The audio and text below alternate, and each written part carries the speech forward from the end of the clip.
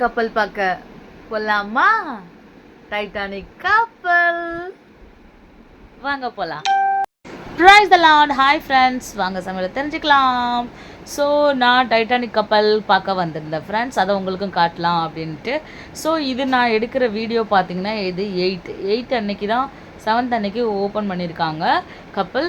So இது வந்து இன்னும் உள்ள ஃபினிஷிங்லாம் சரியாக பண்ணலை. இருந்தாலும் இது ஃபுல் ஃபேஸாக உங்களுக்கு காட்டுறது ரொம்ப கொஞ்சம் கஷ்டம்தான் நினைக்கிறேன். ஸோ எப்படியும் ட்ரை பண்ணியிருக்கேன் பாருங்கள். ஸோ இவ்வளோ பெரிய கப்பல் பிரம்மாண்டமாக தான் ஃப்ரெண்ட்ஸ் இருக்குது. இந்த எக்ஸிபிஷனில் பெருசாக வழக்கம் போல் எல்லா எக்ஸிபிஷன் மாதிரி தான், பட் இந்த டைட்டானிக் கப்பல் செட்டிங்ஸ் தான் இதில் ஒரு ஹைலைட்டே.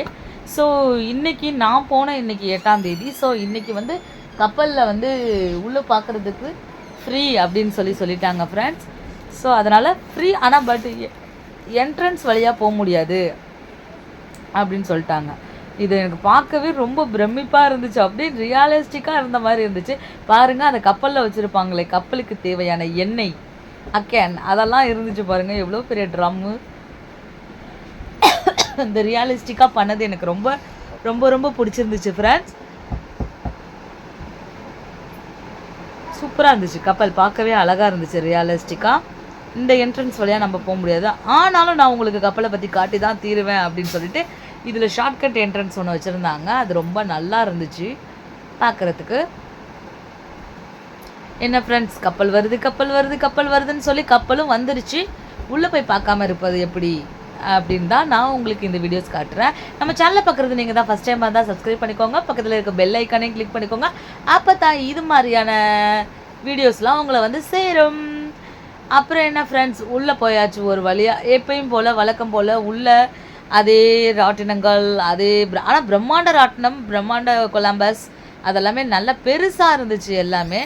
ஸோ எப்பயும் போல் ஜான் வந்து ஜம்பிங் பெஞ்ச், அதுதான் அவனோட ஃபேவரட் பிளேயிங், அதில் போயிட்டு ஆடிட்டு இருந்தான். அப்புறம் எல்லாமே சூப்பராக இருந்துச்சு.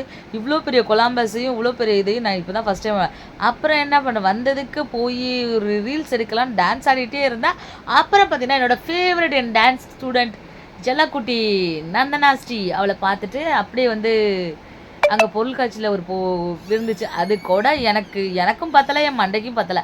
ஏன் நான் அதை வாங்கினேன்னு எனக்கு தெரில, பட் இருந்தாலும் அது எனக்கு ரொம்ப பிடிச்சிருந்துச்சு. ஸோ வாங்கிட்டு அதோட ஒரு போஸ்ட் கொடுத்துட்டு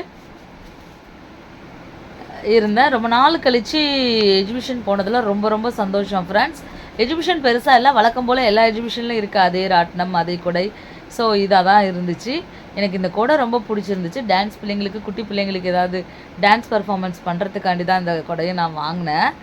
ஸோ அப்புறம் என்ன பண்ணுறீங்க, அக்கா வந்திருக்கேன்டான்ற டைலாக் போட்டுவிட்டு காமெடியாக சிரிச்சிட்டு, ஸோ ரொம்ப நாள் கழித்து இந்த அவுட்ஃபிட் நான் போட்டேன் ஃப்ரெண்ட்ஸ்.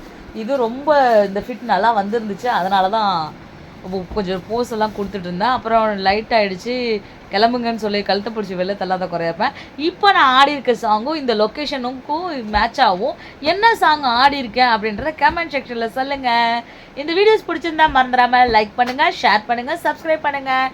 மேலும் சூப்பரான வீடியோஸில் நான் உங்களை வந்து சந்திக்கிறேன். Bye bye friends.